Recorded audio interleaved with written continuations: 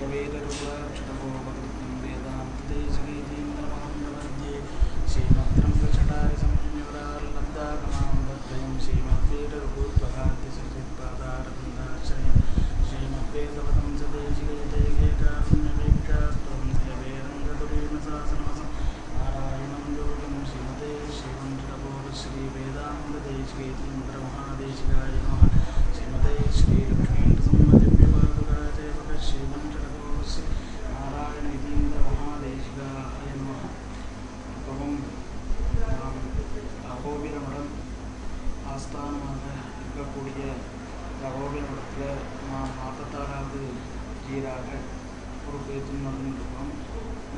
இந்த சன்னியாசிகளுக்கெல்லாம் ஒரே இடத்துல 3 நாளைக்கு மேலே இருக்கக்கூடாது. சன்னியாசி ஆசிரமம் ஏற்றுமா ஒரு இடத்துல 3 நாளைக்கு மேலே இருக்கக்கூடாதுன்னு சாஸ்திரம். ஆனால் வருஷாகாலம்ட்டு அந்த வருஷாகாலங்கிற போது மழை பெய்யறதுனால நிறைய புழு பூச்சிகள்லாம் உண்டாகும்.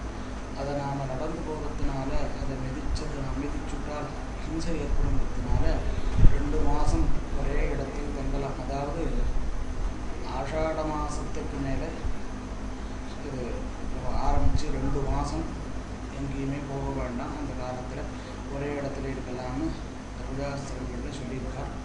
அந்த மாதிரி இது விசேடம், சன்னியாசிகளுக்கு விசேடமான ஒரு தர்மம். அப்போது இந்த ஊரில் இருக்கக்கூடியவாள் எல்லாரையும் கேட்டு இது மாதிரி வருடா காலம் வருது, நான் எங்கேயும் சஞ்சாரம் போக முடியாது, நீங்கள் என்ன பண்ணுறீங்கன்னு சன்னியாசிகள் கேட்ட உடனே நீங்கள் இங்கேயே நல்லா சுகமாக இருக்கும்போது எங்களால் உங்களுக்கு சிசுரை உங்களுக்கு நாங்கள் பண்ணுறோம், நீங்கள் அதை ஏற்றுக்கொண்டு இங்கே 2 மாதம் இருந்து சொல்லணும் அப்படின்னு சொல்கிறது தான் சாதுர்மாச சங்கல்பம். இது அதுக்கோசரம் தான் மிருத்சங்கிரமணம்னு மறுத்து, அதாவது எல்லாருக்குமே ஆச்சாரம் முதல் தர்மம் எல்லாருக்கும் இருக்குது. அதாவது சமஸ்த ஜனங்களுக்குமே ஆச்சாரத்தை அனுஷ்டிக்கணுங்கிறது ரொம்ப தர்மம். என்னன்னு கேட்டால் மிருத்து எடுத்து சில அல்பசங்கிகள் போகணும்னா அதுக்கு தகுந்த மாதிரி சௌச்சாச்சனங்கள் பண்ணணுங்கிறது. அது போகணுங்கிறதுக்காக இந்த 2 மாதம் கீழே பாக்கி டயத்தில் போகிறபோது சில இடங்களிலிருந்து எடுக்கக்கூடிய இடங்கள்லேருந்து முத்து எடுத்துன்னு போய் பைசாலிருந்து அனுஷ்டானங்களுக்கெல்லாம் வச்சுக்கலாம்னு இருக்குது. ஆனால் இந்த 2 மாதத்தில் அந்த மாதிரி எடுக்கவும் முடியாது. எங்கள்கிட்ட புழு பூச்சிகள் இருக்குமே, அதனால் கூடாதுன்னு சொன்னால் சாஸ்திரங்களில் மிருத்சங்கிரமணம்னு பண்ணிட்டு அதுக்கப்புறம் திருமுடி விளக்குங்கிறதாக ஜோரம் பண்ணிட்டு சங்கல்பம் பண்ணிக்கிறோம். சங்கல்பம் பண்ணிட்டு எங்கேயும் போகாத இருக்கணும்னு சொன்னோம். இது ஏன் அப்படி பண்ணணும்னு சொன்னால் இது பஞ்சாங்கங்கள்லாம் கூட சாதுர்மாசிய விரதங்கள்னு சில இதெல்லாம் போட்டுருக்கோம். அந்த மாதிரி சாகா விரதம், சோப விரதம் அப்படிங்கிறதெல்லாம் அப்படிலாம் நியமங்கள்லாம் இருக்கணும்னு மகர்ஷிகள்லாம் கற்பிச்சிருக்கார், தர்மசாஸ்திரங்கள்ல கொடுத்துருக்கார். அதை வழி நடக்கிறோம். அந்த இதில் ஒவ்வொரு விதேசத்துலேயும் ஒரு இடத்துல இருக்கக்கூடாது இல்லையா, அதனால் நிரந்தரமான இடங்கிறது எங்களுக்கு கிடையாததுனால இந்த வருடம் எங்கேயோ போன வருடம் எங்கேயோ அப்படிங்கிற மாதிரி பண்ணுறது. இதுக்கு முன்ன நாம் இது 3வது சாதுர்மாச சங்கல்பம். எங்கள் பெரிய சுவாமிக்கு 20வது சங்கல்பம். இது அவர் நிறைய இடங்கள் பண்ணியிருக்கார். நாம் முதல் வருடம் இந்த போக்கியபுரின்னு சொல்லக்கூடியதான பெங்களூரில் பண்ணினோம். மறு வருடம் சேலையூர், மெட்ராஸில் சேலையூரில் பண்ணினோம்.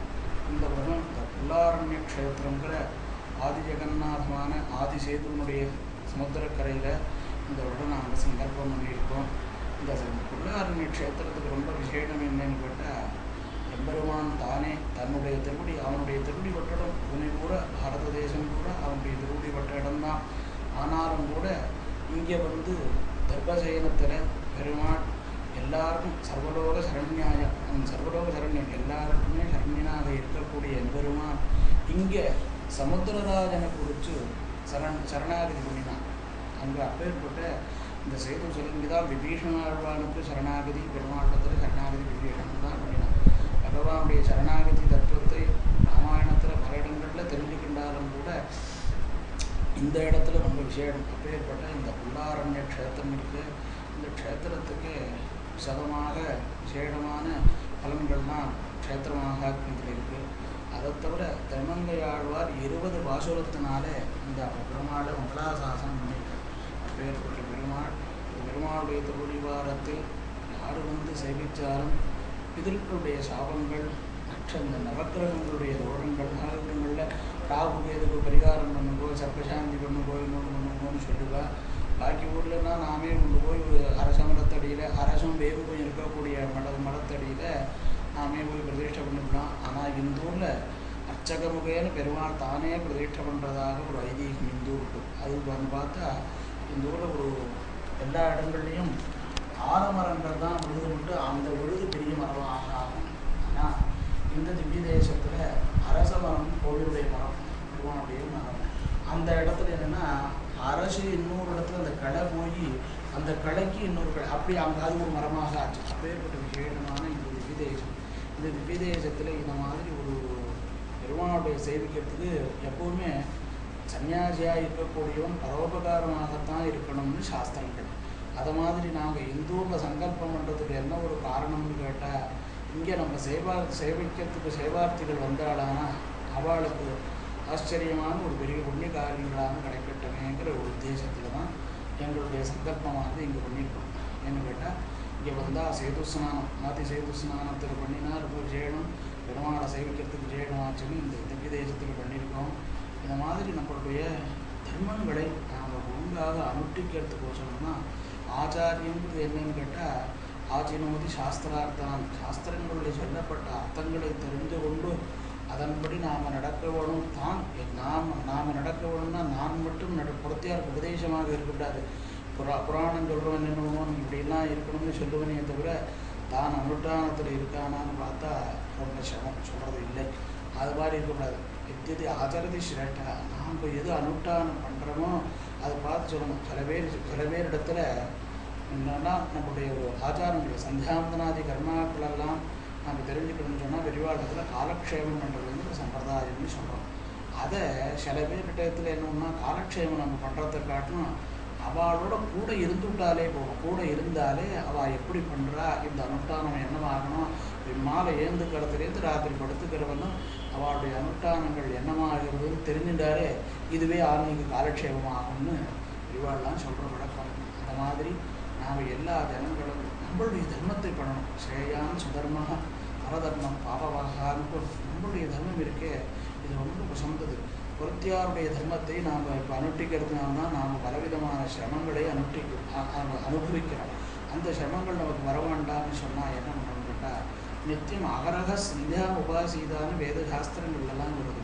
நிறைய இன்றைக்கி நம்மளுடைய சிஷ்யாலாம் இருக்கா. எல்லா சிஷ்யால் ஸ்ரீகிருஷ்ணர்களாக இருக்கட்டும், ஸ்மார்த்தாளாக இருக்கட்டும், இன்னொரு கதாஸ்தர்களாக இருக்கட்டும், அவள் எல்லாருமே என்கிட்ட பிராமணனாக பிறந்தனும் சந்தியாவந்தனம் பண்ணாத பூனல் போட்டுருந்தான்னா 2 வேளைக்கு மேலே அவன் பிராமணத்துவம் பெற்றது வந்து தர்மசாஸ்திரங்கள் சொல்கிறது. இப்போ நமக்கு என்ன ஒரு உத்தேசம்னு சொன்னால் நாம் நசமபுரியால் சந்தியாவந்த ஒவ்வொரு அருள்மொழிகள் எழுதணும்னு பிரார்த்தித்த போது கூட நமக்கு வேறு எல்லா தர்மசாஸ்திரங்கள் எல்லாம் வந்து சொல்கிறத காட்டணும் சந்தியாவந்தனத்தை பற்றி தான் சொல்லணுங்கிற அபிப்பிராயம் ஏற்பட்டு சொல்லிட்டு வரோம். அதை நிறைய பேர் அனுஷ்டிக்கணும்னு நினைக்கிறா. ஆனால் ரொம்ப பேர்கிட்ட நாங்கள் வரபோது நம்முடைய அபிப்பிராயம் நம்ம என்ன சொல்கிறதுன்னு கேட்டால் முதல்ல சந்தியாவந்தனம் பண்ணினால எல்லாம் கிடைக்கிற காயத்ரியா பரமந்திரா அப்படிங்கிறதாக சொல்லிடுது. அதனால் சந்தியாவந்தனத்தை நீங்கள் முதல்ல இத்தனை பேர் இதை இப்போ ஏதோ எல்லாருக்கும் சொல்லணும் அதை பண்ணி கொடுங்கன்னு ஒருத்தர் கேட்குறார். நாம் அவர்கிட்ட சொல்லிட்டு இருக்கோம். இதை என்ன பண்ணணும், நீங்கள் இத்தனை பேரும் பார்த்து சந்தியாவந்தனம் பண்ணணும் என்னன்னு திருப்பி நீங்கள் கேள்வி கேட்பதானால் அதனுடைய தாற்பயத்தை இதே மாதிரியாக நாம் சொல்கிறதுக்கு தயாராக இருக்கோம். ஏன்னு கேட்டால் சந்தியாவந்தனம் பண்ணிவிட்டா எந்த ஒரு காரியத்தையும் சாதிக்க முடியாது இல்லை, எல்லாத்தையும் சாதிக்கலாம். ஆனால் இதுக்கு ஆதாரம் சந்தியாவந்தனம் பண்ணாத நீங்கள் பெருமாளை வச்சு பெருமாளுக்கு ஆராதனை பண்ணுறேன், பெரிய டோரை போடுறேன், இன்னொன்று போடுறேன் அப்படின்னு சொன்னால் அதுக்கெல்லாம் பலன் இல்லை. நிச்சயமாக சாஸ்திரங்கள் சொல்லும்.